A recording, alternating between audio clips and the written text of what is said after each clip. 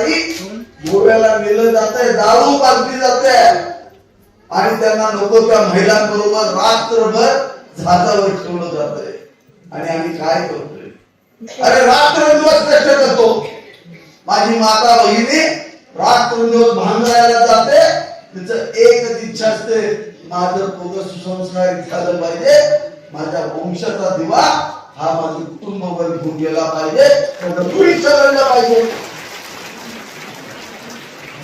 परवा आम्ही निगडीला गेलो. निगडीला गेल्यानंतर दोन भगिनी माझ्याकडे आल्या, तुमच्यासारख्याच होत्या. त्यांच्याशी माझा संवाद झाला.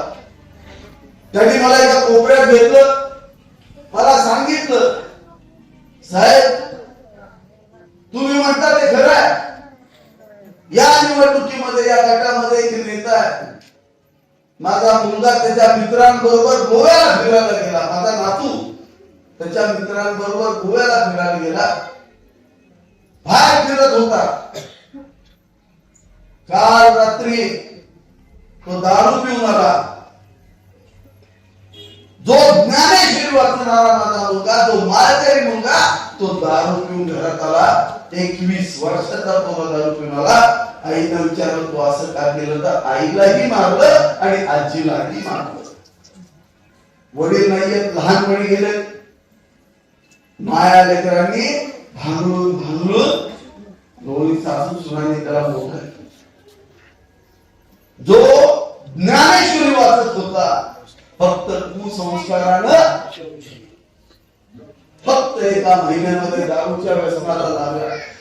ही परिस्थिती ज्या राजकीय व्यवस्थेनं होऊ शकते, ही राजकीय व्यवस्था आपल्याला मान्य आहे का? या राजकीय व्यवस्थेमध्ये जर आपण काम करणार असू, अरे महेश शिंदेने जो लढा दिला तो हाच लढा होता. 2017 पूर्वी 2019 पूर्वी एक नेतृत्व या आमच्या कोरेगाव मतदारसंघावरती आलं आणि त्यांनी आमच्या पोरांना बिघडवलं, धावा संस्कृती शिकवली, गुंडगिरी शिकवली. अरे महेश शिंदे रामकृष्ण हरी म्हणत काल हातात घेत तरुण पोरांना एकत्र घेऊन या मतदारसंघामधलं परिवर्तन घडवलं. हे तुमच्या साक्षीने करून दाखवलं, ते आम्ही करून दाखवलं. का? आमची इच्छा आहे, आमच्या इथला प्रत्येक तरुण प्रभू शिवछत्रपतींचा माहित पाहिजे, स्वतःच्या आई वडिलांचा आयुष्यभर त्यांची सेवा करणारा पाहिजे, गुरुजनांची सेवा करणारा पाहिजे. तुमच्या मुलांना अरे पाठवणार कुठं? आनंदीला पाठवा, पंढरीला पाठवा. अरे प्रभू शिवछत्रपतींचा आशीर्वाद घ्यायला रायगडला पाठवा. अरे पाठवताय कुठं? गोव्याला पाठव. एक मुलगा घडवायला त्याच्या आईनं प्रचंड कष्ट केलेलं असतं, त्या संपूर्ण कुटुंबानं सर्वस्व त्या पोरावरती घातलेलं असतं. 19 वर्ष त्याला संस्कार दिले जातात आणि एखादा करंट उठतो आणि त्या पोराला हातात घेतो, त्याची स्टाईल दाखवतो आणि एका मिनिटाच्या आत त्या पोराचं आयुष्य उद्ध्वस्त करतो. एक छोटासा क्लास. माझी विनंती आहे, आम्ही रात्रंदिवस काम करतो. इथल्या मुलांना रोजगार मिळाले पाहिजे, त्यांचं भविष्य घडलं पाहिजे, सुसंस्कारित झाले पाहिजे, निर्व्यसनी झाले पाहिजे. जो मुलगा आई वडिलांना देव मानतो, जो मुलगा गुरुजनांना देव मानतो, अशी पुढची पिढी घडवायचा विचार घेऊन हा महेश शिंदेचं काम करतो. त्याच्या घरात बसलो, राजू स्वयंपाक येतो का? मला नाही.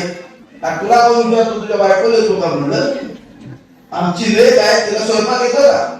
येतो. चुलीवर येतो का? एक नंबर करती. ओके कार्यक्रम पहिला आपला पास झाला. जरा सांग, जरा कुठं भाकरी मिरच्या करायला. बिचारी बसली, 3 दगड बाहेर होती, चूल होती त्यांची तिकडं, चूल चांगली लावलेली होती, पलीकडं दगडाची पण होती. तिनं गेली, आम्हाला आपलं भाकऱ्या केल्या मस्त पैकी, बाजरीची भाकरी, मिरच्या आणि गुड. किती वेळात तयार केलं? अर्ध्या तासात तिघांचं तयार केलं. आता ज्या नवीन आल्या त्या 4 तास केलं.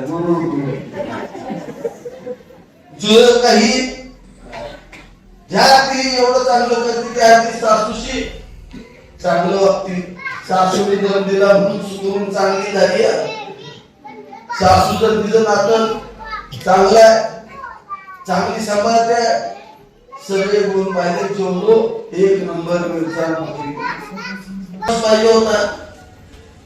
पुढच्याने सगळ्यांच्या जमिनी लुटल्या, एवढे पैसे कुठून आले हो? जबाबदारीने सांगतो, रेकॉर्डिंग करा, खोटं असलं तर गुन्हा दाखल करा. दीपक सरस नावाचा एक पोरगा आहे, वडापावचा धंदा सरस्वती स्कूलच्या पुढे करायचा. 2 एकर जमीन.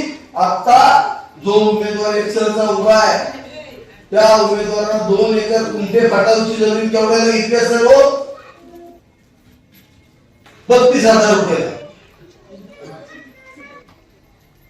2012 साली त्याची आजी मेली.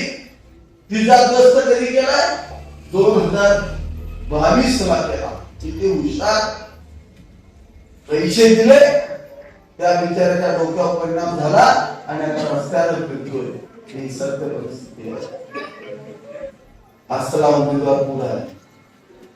आपल्याला उमेदवार कसा पाहिजे?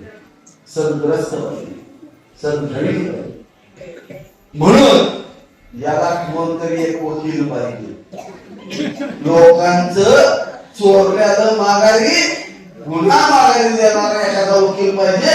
म्हणून त्याच्यावरचा वकील आहे, डोक्याचा वकील आहे आणि डिग्रीचा वकीलच आहे.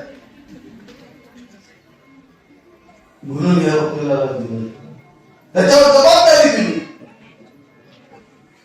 इथनं पुढं असले चोर दरोडे करून फिरताय, त्यांच्यापासून यांच्या जमिनीचं रक्षण करणं आहे. आणि एक सांगत आहे, 20 केस माझ्याकडे आहे, बघून घ्या. तांदूळवाडी सारख्या ठिकाणी 125 एकर जमीन काढून घेतली. एका रात्रीत सामान्य शेतकरी भिकारी करण्याचं काम ह्या माणसानं केलं. एवढे पैसे येतात कुठून? याच्यात हे पैसे आहेत. आणि असल्या पैशातून आपण तीर्थाटन केली तर ते पाप मुक्ता पुण्य होईल. माझी विनंती आहे, दोन्ही उमेदवार खूप चांगले आहेत. आणि दुसरं महत्वाचं म्हणजे ठाण्याच्या गाडीचा धनुष्यबाण आहे.